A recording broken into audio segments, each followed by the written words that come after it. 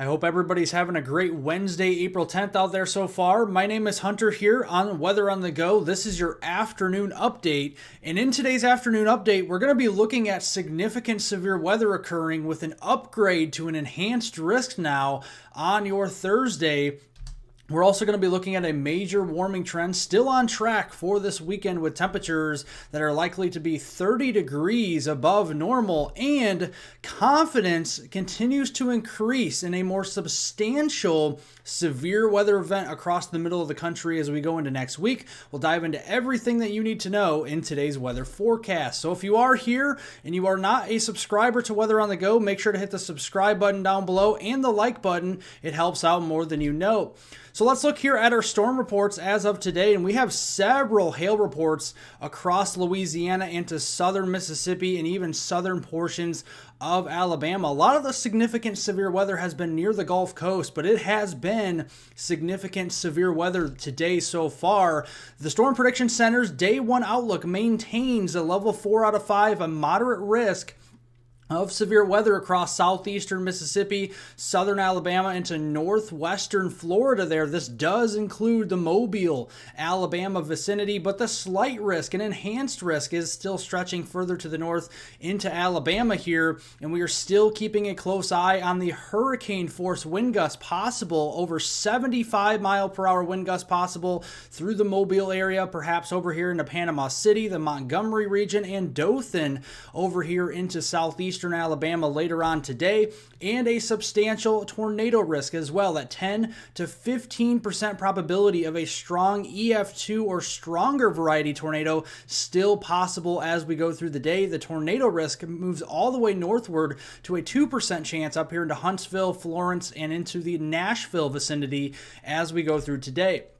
Let's look here at the timing of the storms this afternoon. We have that mesoscale convective system that does continue to bring the potential for hurricane force wind gusts to a widespread area across southern portions of Alabama, northwestern Florida. Through the afternoon, tornado spin-ups and a couple of strong tornadoes will be possible. Going into this evening, this mesoscale convective system will then push into southeastern Alabama, southwest Georgia, and northwest Florida, continuing to wreak havoc with some significant severe weather, possible nocturnal tornadoes here even after dark later this evening, and then going into your early Thursday morning time frame for your Thursday morning commute, 3, 4, 5 o'clock in the morning, we're seeing some severe weather and very heavy rain moving up from northwest Florida into Georgia there, and even into South Carolina, so definitely be watching out for that for your early Thursday morning commute.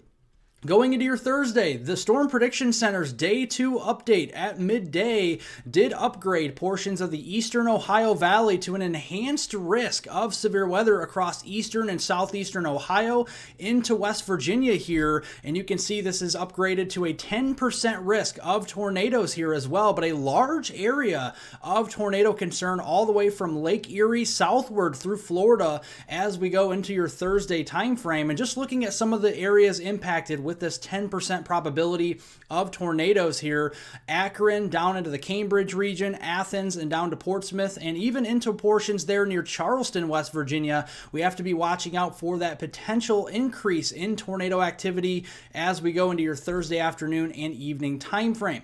Here we go. Ohio Valley, Mid-Atlantic region here. Thursday morning, we have supercell thunderstorms developing back here near the Ohio River Valley, Louisville to Cincinnati there, and getting in toward the Columbus region.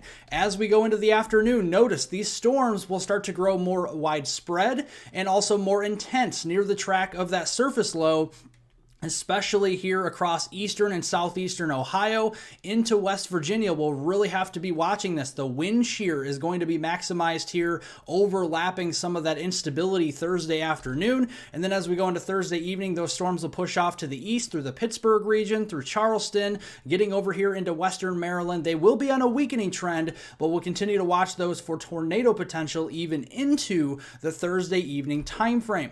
Further to the south, we have a cold front moving through across across Georgia and the Carolinas down into northern Florida Thursday morning. Ongoing severe weather likely during the period here. As we go into the afternoon, the cold front will eventually sweep off of the southeast coast, so most of the Carolinas during the afternoon will be dry, except for areas, say, like Myrtle Beach, Charleston, up toward the Wilmington region, and North Carolina seeing some storms, and then down here toward Tampa Bay and even south of Orlando and central Florida, we'll start to see more storms going through Thursday afternoon. Finally, by Thursday evening, we can breathe a sigh of relief as that cold front and associated severe weather will be off the coast here. It will be drying out as we go into the southeast into Thursday night.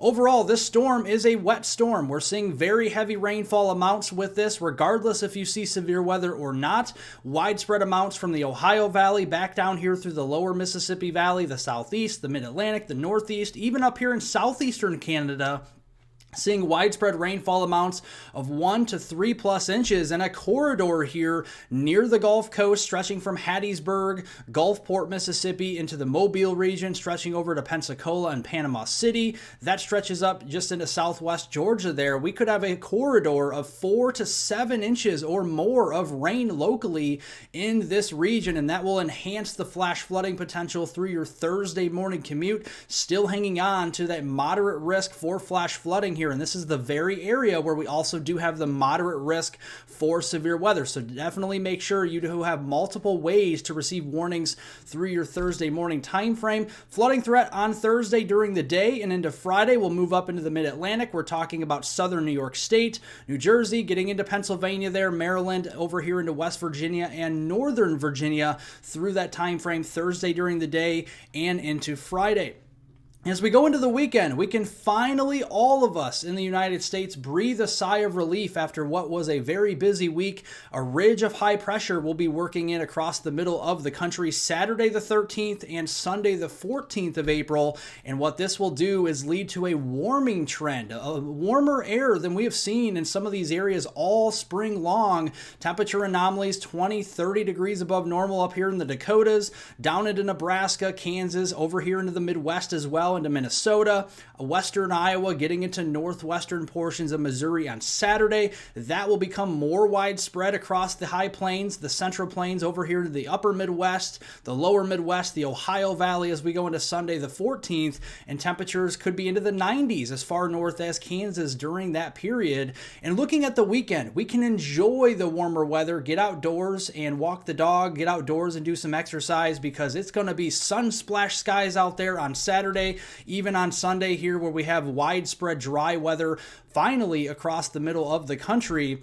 But you can see again, there are still going to be some active areas up here in the Northeast. We could have a little bit of shower activity up across southern Canada and the West Coast. Yes, this is our next storm system in California in the Sacramento Valley, getting over an inch of rain here. And that's the system we're watching early next week. So what comes to an end is the good weather. Early next week, we have another significant trough, one of the more significant troughs likely we have seen this spring, moving into the Four Corners region, already negatively tilted on Monday. Monday night, severely negatively tilted here, folks. This is one of the more significant troughs we have seen this spring. And then as we go into Tuesday here, still a negatively tilted trough as it ejects from the Four Corners region into the southern central plains and then eventually into the upper Midwest on Tuesday. And what that's going to do is lead to a substantial threat for severe weather in a widespread area here. The Storm Prediction Center, 6 days out, folks. This is their day 6 outlook.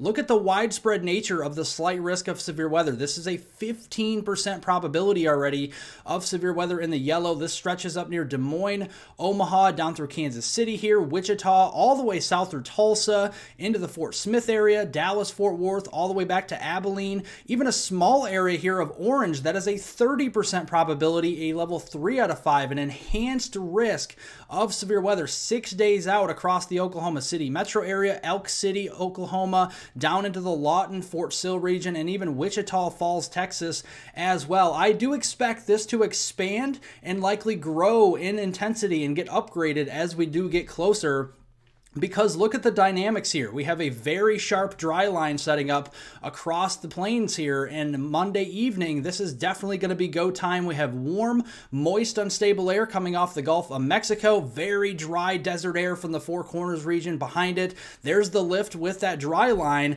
We have some decent instability. This is 6 days out, and already our computer weather models are already showing over 2,000 joules per kilogram of instability there. That's moderate instability. Very nice looking mid-level jet here to support some storm organization. And look at that, a ferocious low-level jet here cranking over 70 knots into Kansas and Oklahoma. That's why they have that enhanced risk down there for your Monday night time frame. So let's look at this. This timing will change, so I do want to tell you that. Do note that the timing will change, but giving you an idea, an early estimate of what the radar could look like. Yes, supercell thunderstorms, discrete, semi-discrete supercells, all modes of severe weather, significant tornadoes will be in play Monday afternoon. And then look at this, folks, Monday evening. If this looks exactly like this, I think a very large hail threat, likely over 2 inches in diameter, significant long track tornadoes will be possible, and some severe damaging winds as well from portions of South Dakota southward through Nebraska, Kansas, down into Oklahoma there, and we'll be keeping an eye on that. Then as we go into Tuesday, so far here you see a blank map, and rightfully so. So far, the Storm Prediction Center is not confident on Tuesday of highlighting any areas for severe weather, but that could change. We still have some instability here. We have some moisture up into the 60-degree Fahrenheit range with our dew points into southern Wisconsin and northern Illinois on Tuesday, and we have an incoming cold front. But the instability is in question here. There's a little bit up here into the Midwest, around 1,000, 1,500 joules per kilogram, but it's still in question, the depth of the instability. But there's going to be that mid-level jet still strong up here through the Illinois Valley into the Great Lakes region. That will help with storm organization and a very strong low-level jet. So all we need is a little more moisture, a little bit more instability, and Tuesday could be a more substantial threat as well across portions of the Chicagoland area, say Madison, Wisconsin, Rockford, Illinois. Maybe the Milwaukee, Green Bay area, we'll keep an eye on that. Maybe even Indy over here in Indianapolis. We definitely will keep an eye on that as we get closer to the day on Tuesday. And this storm, regardless of severe weather potential, will be some beneficial rain going through much of next week. Monday the 15th of April through Friday the 19th of April, more beneficial rain here across some areas. Unfortunately, other areas that have seen heavy rain, say down in Texas, may not need as much, but you can see the drought monitor.